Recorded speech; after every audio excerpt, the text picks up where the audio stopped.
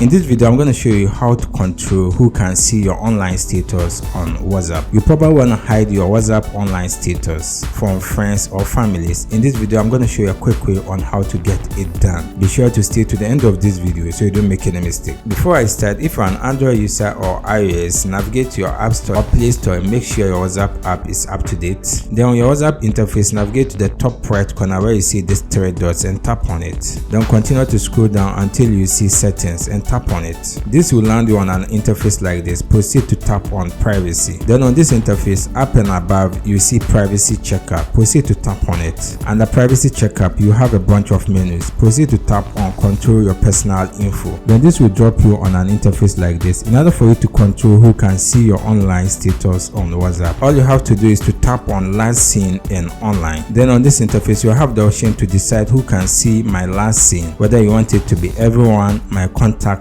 or my contact except. And you can also decide who can see when I'm online. So whichever option best suits you, you can select it. If you have any question, you can leave it in the comment section. I'll do my best to attend to you. If you enjoyed this video, consider check out our next video. See you in the next video.